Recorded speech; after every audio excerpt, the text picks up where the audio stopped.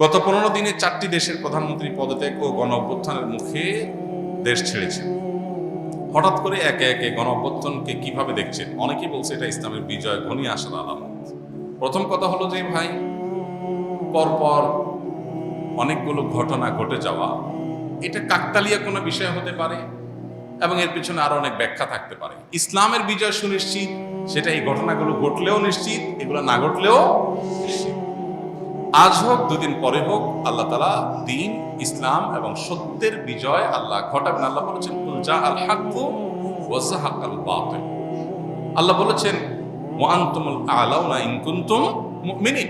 অতএব সত্যের বিজয় ঘটবে, সেটা আজ হোক দুদিন পরে হোক। হয়তো বিজয়ের আগে অনেক মূল্য দিতে হবে, অনেক অপেক্ষা করতে হবে, ধৈর্যের পরীক্ষা দিতে হবে, বহু চড়াই উতরায় যাবে, আশা ছেড়ে দিবে মানুষ, হয়তো তখন হবে। আবার হতে পারে খুব নিকটেই বিজয় অপেক্ষা করছে। তো এটার দিনক্ষণ, সময়, এগুলো আমরা কেউই জানি না। হ্যাঁ, কোরআন হাদিসের বিভিন্ন বর্ণনাকে দেখে অনেক সময় আমরা ধারণা করতে পারি, কিন্তু চলমান বিভিন্ন ঘটনা প্রবাহ দেখেই কোরআন হাদিসের কোনো নির্দেশের উপরে আমরা ব্যাখ্যা আরোপ করা, সেটার সুযোগ নাই। এই জন্য এই সমস্ত ঘটনা দেখেই আপনার ইসলামের বিজয় খুব নিকটে এই জাতীয় মন্তব্য করাটা অন্তত একজন দায়িত্বশীল মানুষের জায়গা থেকে এটা সঠিক হয় না। একজন মুসলমান এভাবে করতে পারেন না, কারণ অনেকগুলো ঘটনা পৃথিবীতে ঘটে। এই ঘটনাগুলো কেন ঘটাচ্ছেন আল্লাহ তাআলা ভালো জানেন। এগুলো নিছক কাকতালীয় হতে পারে, আল্লাহর কোনো হিকমা থাকতে পারে। আবার এটাও হতে পারে যে আজকের পৃথিবী, যে পৃথিবীকে আমরা সভ্য বলছি, আমরা সভ্য পৃথিবীর বাসিন্দা হিসেবে দাবি করছি, আমরা আমাদের নানান অপকর্মের মধ্য দিয়ে পৃথিবীটাকে বাস অযোগ্য করে তুলছি, শোষণের হাতিয়ার বানিয়ে রেখেছি। চকচকে তকতকে পৃথিবীর পেছনের লেয়ারে অত্যন্ত নির্মম এবং করুণ বাস্তবতা আছে, সেটা সাধারণ মানুষ বুঝতে পারছে। তাদেরকে নানাভাবে বিভ্রান্ত করে, বিপদগামী করে তাদেরকে ভুল বুঝিয়ে রাখা হয়েছে, মানুষ হয়তো বুঝতে শুরু করেছে। আজ হোক দুদিন পরে হোক, এই দুরবস্থার পতন, এই আপনার মিথ্যার পতন এবং সত্যের প্রকাশ পৃথিবীতে ঘটবে। এই ঘটনাগুলো তারই ধারাবাহিকতা হতে পারে, আল্লাহ তাআলা ভালো জানেন। হামাস নেতা আছে এই অজুহাতে ইসরায়েল সম্প্রতি কাতারে হামলা করেছে এবং সেখানে হতাহতের ঘটনাও ঘটেছে। কোন দেশ যখন এদের কাছে নিরাপদ নয়, তারপরও কেন তাদের বিরুদ্ধে সবাই ঐক্যবদ্ধ হচ্ছে না? কোটি টাকার প্রশ্ন। এ প্রশ্ন উত্তর এক কথায় বা সন্তোষজনক উত্তর দেওয়া আমার পক্ষে অত্যন্ত কঠিন। দেখুন, এটা তো আজকে নতুন ঘটেছে তা নয়। এর আগেই আমরা দেখেছি যে পৃথিবীতে একটা দেশে ধ্বংসাত্মক অস্ত্র আছে, এই অজুহাত দিয়ে সেখানে হামলা করেছে শক্তিধর দেশ।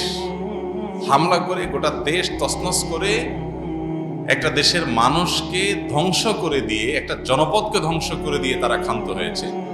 কিন্তু শেষ পর্যন্ত সেই তথাকথিত ধ্বংসাত্মক অস্ত্র পাওয়া যায়নি। তাহলে এত বড় একটা ধ্বংসযজ্ঞ চালানো হয়েছে ভুল ধারণার উপর ভিত্তি করে, সেটার জন্য কাউকে সরি বলতে দেখা যায়। আজকের পৃথিবীতে আমরা বলি মববাজি করা যাবে না, আইন হাতে তুলে নেওয়া যাবে না, বিচারের প্রতি শ্রদ্ধা রাখতে হবে। কিন্তু এই কথাগুলো যেন গরিব মানুষদের জন্য প্রযোজ্য, গরিব দেশগুলোর জন্য প্রযোজ্য। যাদের পাওয়ার আছে তাদের জন্য এগুলো চলে না, তাদের জোর যার মূল্য তার, এই নিয়মই তাদের জন্য চলে। এই জন্য 2025-এর পৃথিবীতে এসেও মুহাম্মদ সাল্লাল্লাহু আলাইহি সাল্লাম কিভাবে রাষ্ট্র পরিচালনা করেছেন, তিনি কিভাবে বৈশ্বিক সংকট মোকাবেলা করেছেন, তার আদর্শ কি ছিল, সেটা দেখবার মতো। কেউ পৃথিবীতে, ইসলাম এবং মুসলমানদের শত্রুরাও কেউ দেখাতে পারবে না মুহাম্মদ সাল্লাল্লাহু আলাইহি সাল্লাম কিংবা তার 4 খলিফা 30 বছর শাসন করেছেন এবং অর্ধ পৃথিবী তাদের পায়ের তলা একটা পর্যায়ে এসেছে। এই সময়কালীন সময়ের মধ্যে অমুসলিম বা ভিন্ন মতের মানুষ তাদের উপরে চড়াও হয়েছেন কোনো কারণ ছাড়া এবং ধ্বংসযজ্ঞ চালিয়েছেন মিথ্যা অজুহাতের ভিত্তিতে।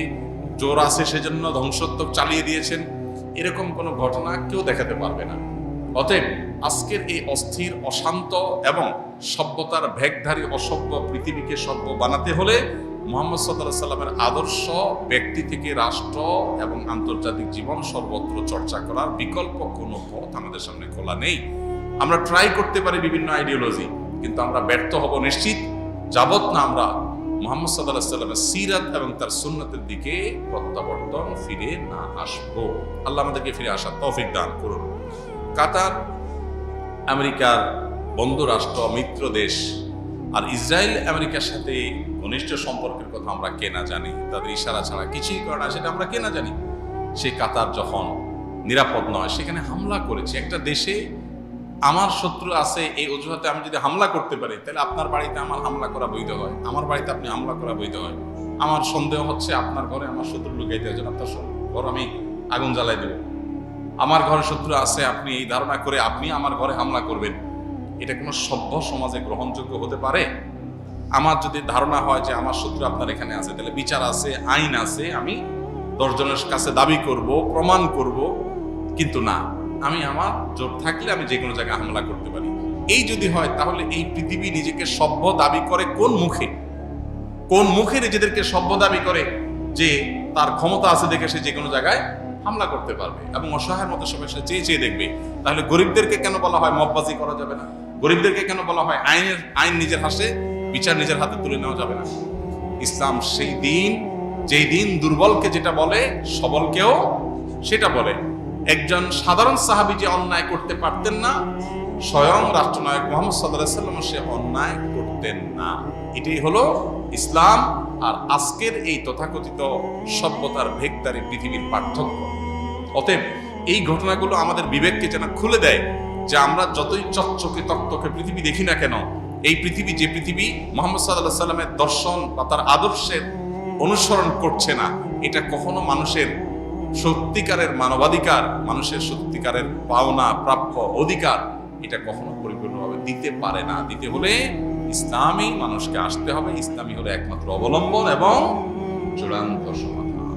আল্লাহ আমাদেরকে বোঝার তৌফিক দান করুন।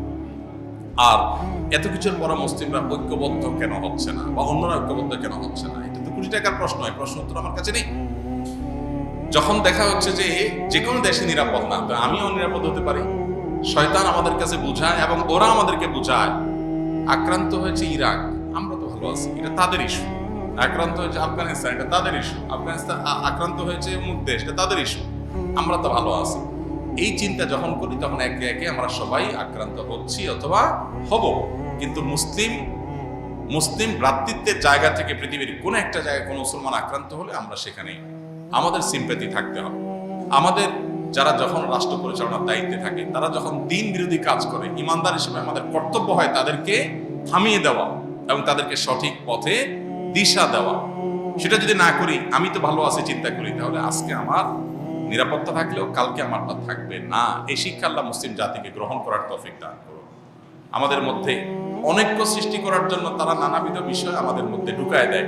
মাসআলাগত অনৈক্য, আকীদার অমৌলিক বিষয়, শাখাগত বিষয় নিয়ে অনৈক্য, মতপার্থক্য। এই মতপার্থক্যগুলো আমাদেরকে এমনভাবে আপনার বিরোধের পর্যায়ে নিয়ে যায় যে আমাদের মধ্যকার মুসলিম ভ্রাতৃত্বটাকে আমরা ভুলে যাই এবং এই সুযোগেই তারা আমাদের উপরে রোল প্লে করে।